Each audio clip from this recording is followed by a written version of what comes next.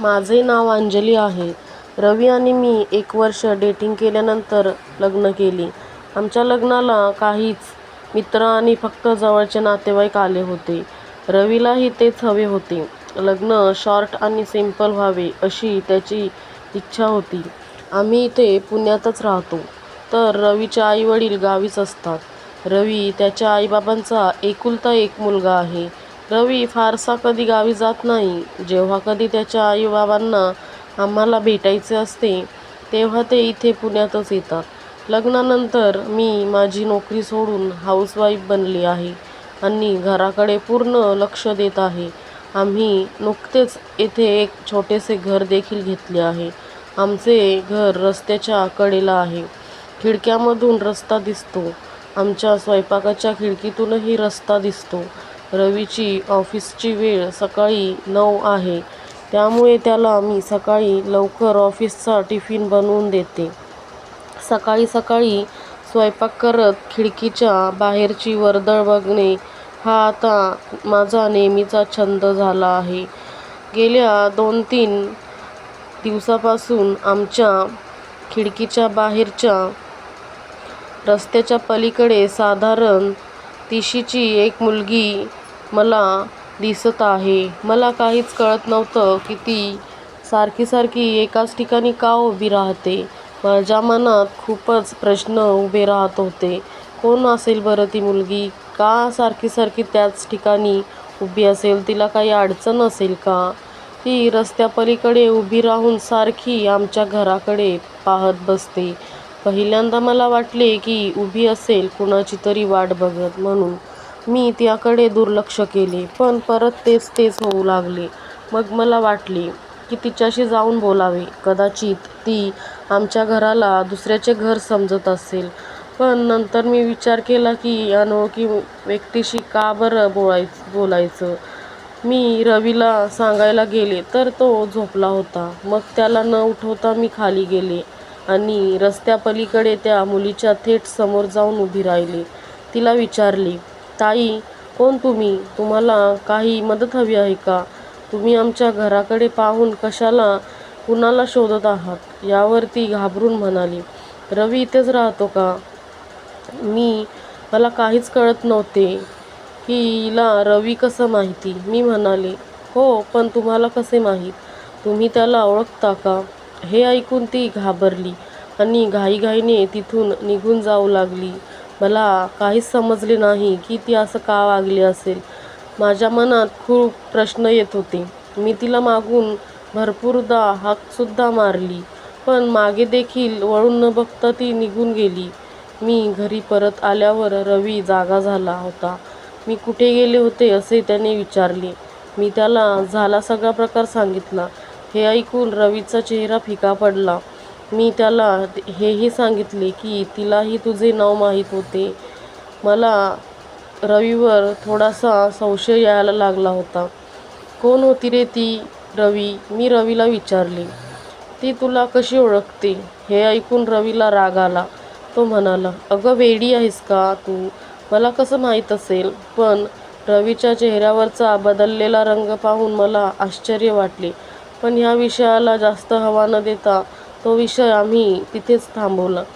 परत रात्रीपर्यंत आम्ही याच्यावर काही बोललो नाही.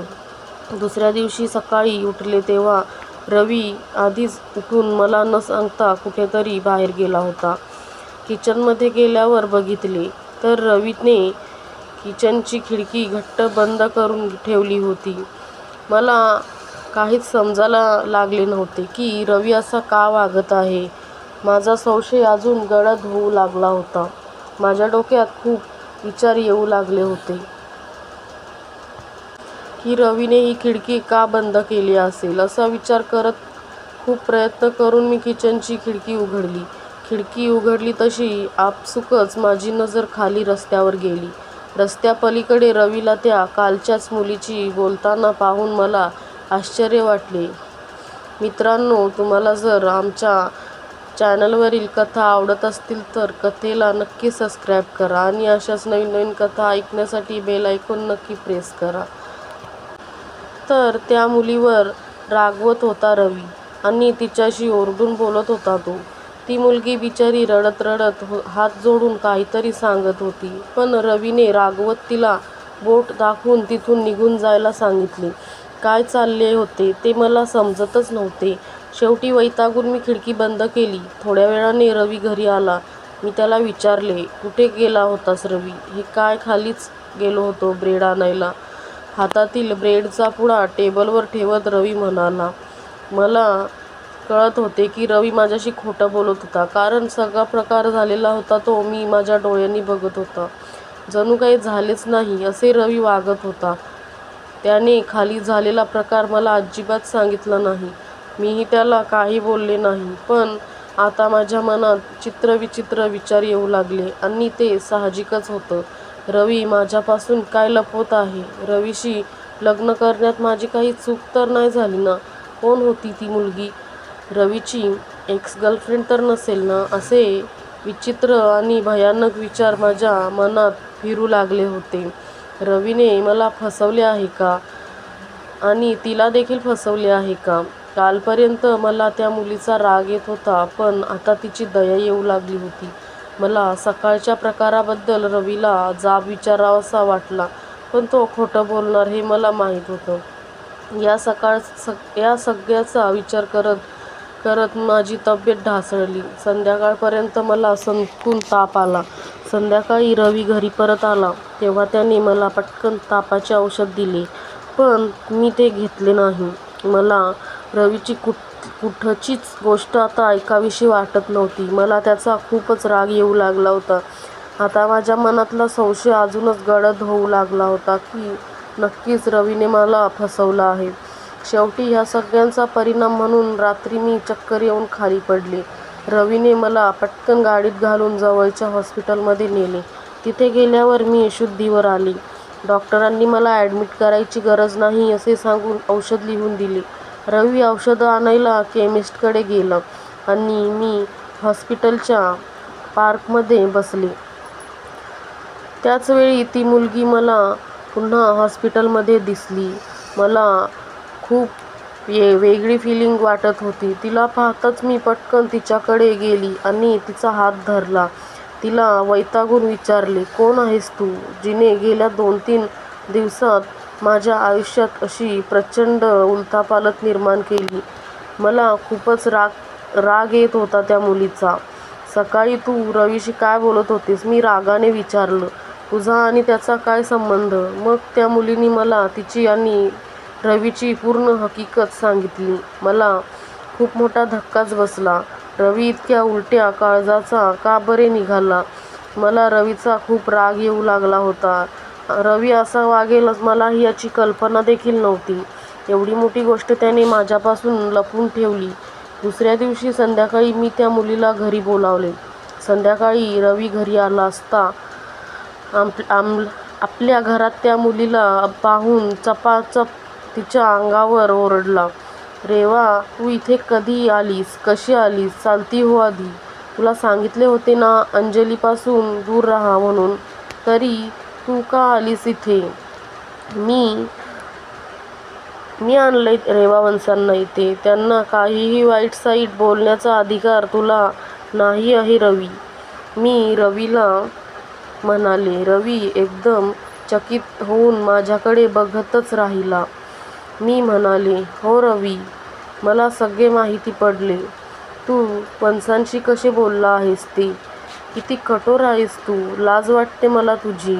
रेवाताई तुझी सख्खी बहीण असून देखील तुला तिच्याबद्दल जरा देखील माया नाही का? असं का? खरं तर रेवा ही रवीची सख्खी बहीण होती.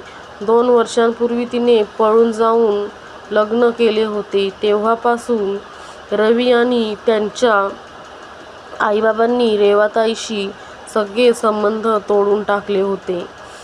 इतकेच नव्हे तर मला देखील तिच्याबद्दल काहीही सांगितले नाही.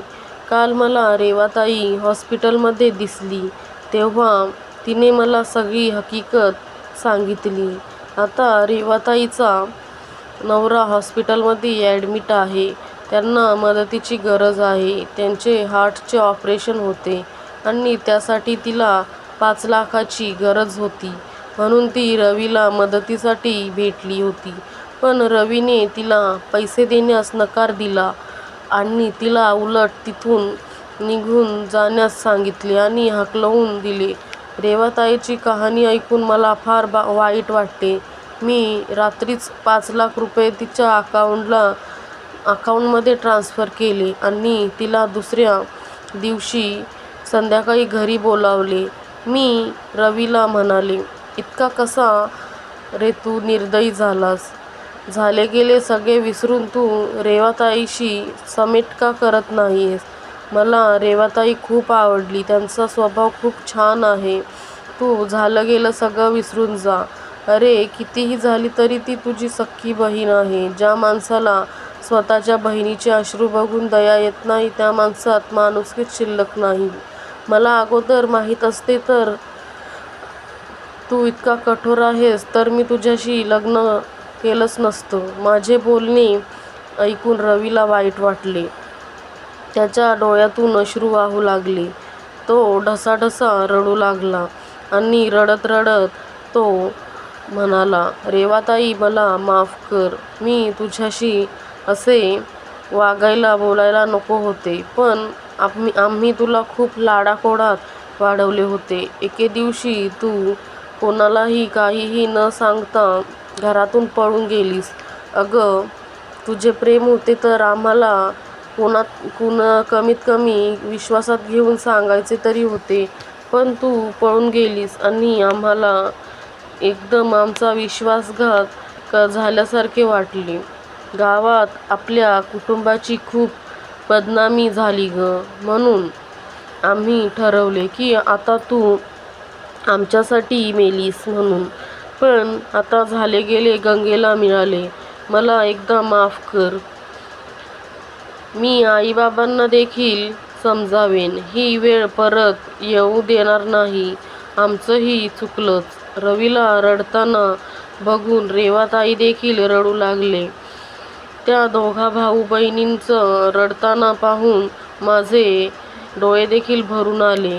पण आता त्यांच्यातील सर्व तक्रारी दोघांच्या अश्रूंनी संपल्या होत्या. मग रवी स्वतःच रेवाताईला घेऊन हॉस्पिटलमध्ये गेला. त्याने आईबाबांनाही फोन करून पुण्यात बोलावून घेतले.